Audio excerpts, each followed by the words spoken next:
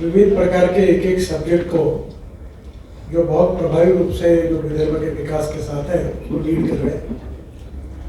और सबसे महत्वपूर्ण ये है कि ये खासदार औद्योगिक महोत्सव एडवांटेज विदर्भ क्यों है।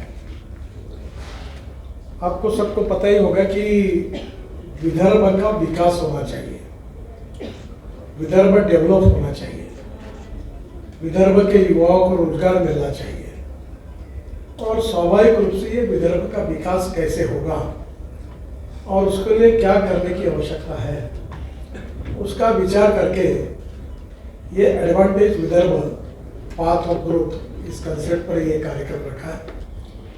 हमारे सभी जो सांसद हैं विदर्भ से उनके सबके फोटो औद्योगिक महोत्सव के सामने लेटे रखे हैं, क्योंकि हम नागपुर में जब कार्यक्रम करते हैं तो मुझे बहुत लोग फिर ये बोलते हैं कि क्या हम विदर्भ में रहते हैं, आप हमारे नहीं है, हमारे पर हम ये कुछ नहीं कर रहे, आप नागपुर के लिए क्यों करते हैं। तो उसका एक भाव होता है। तो इस बार मैंने कहा कि एडवांटेज विदर्भ हो और सभी सांसद जो हमारे हैं यहाँ के वो इसका नेतृत्व करें और उनके मार्गदर्शन में फिर हम इसको चलाएंगे।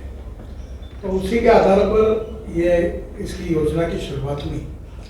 अब देखिए एक इम्पॉर्टेंट चीज़ है कि किसी भी राज्य की ग्रोथ कैसी होती है। पहली बात तो हम लोग ये गिनते हैं कि उसका जीडीपी ग्रोथ क्या है।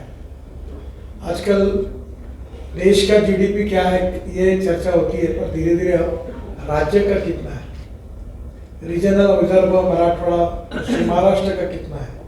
अब जरूरी है कि डिस्ट्रिक्ट का क्या है, गढ़चिरौली का कितना है और वाशिम का कितना है, क्योंकि समतोल विकास होना चाहिए।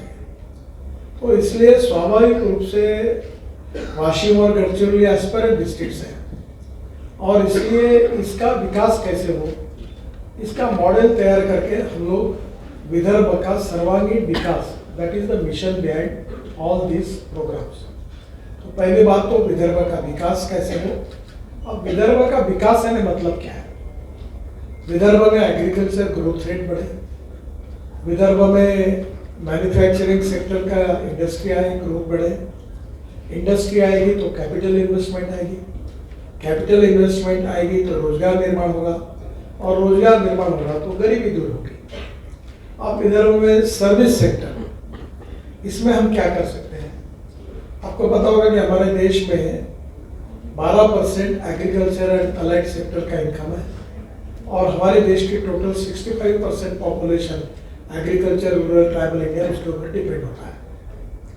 हमारे देश में 22 से 24% मैन्युफैक्चरिंग सेक्टर है, जिसमें महाराष्ट्र में नासिक, बाद में पुणे और विशेषतः अब संभाजीनगर, औरंगाबाद, ये अभी काफ़ी बड़े प्रमाण पर डेवलप हुए हैं।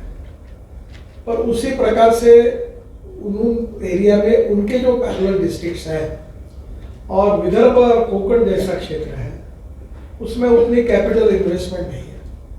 तो स्वाभाविक रूप से सब जगह पर सर्वांगीण विकास करने के लिए उसकी स्ट्रेंथ क्या है, उसके वीकनेसेस क्या है, इसका अध्ययन करके पॉलिसी इम्प्लीमेंटेशन और सपोर्ट, इसके लिए इसका आयोजन किया। जैसे उदाहरण के लिए मैं आपको बता दूं ताड़ोबा।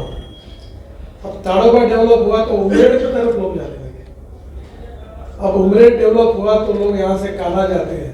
तो सही में कल मैं बैठा था, मेरे साथ फ्रांस का एक कपल बैठा था, मैं दिल्ली से आ रहा था,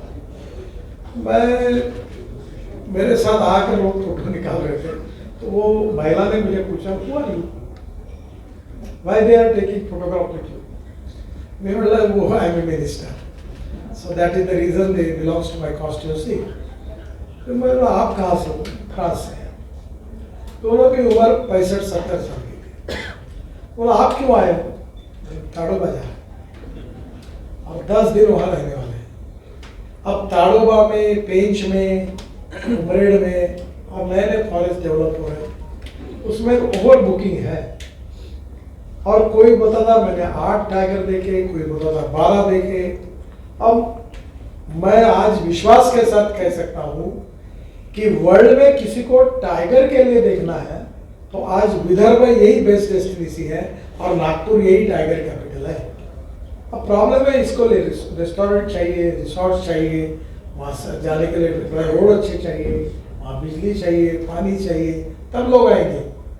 तो ये इसमें से जो विकास की बात है एक एक सेक्टर की, तो मेरा आपसे मैं तो आज थोड़ा ऊपर ही बताऊंगा। आपको अभी आशीष ने काफ़ी अच्छा बताया, पर अब ये इतने लोग हैं, कोई फिशिंग में काम कर रहा है, कोई बाबू में काम कर रहा है, कोई आईटी में काम कर रहा है, तो हाँ काफ़ी। तो मुझे आपको एक कहना है कि इन सब लोगों के अलग अलग आप इनसे अगर मिलेंगे, जिसकी व्यवस्था हम अपने तरफ से करेंगे, तो आपको बताएंगे कि हम इस क्षेत्र में क्या कर रहे हैं। और ये करने के बाद आप हमारे बहुत इम्पोर्टेंट साथी हैं, क्योंकि मीडिया के बिना लोगों तक हम नहीं पहुंच सकते।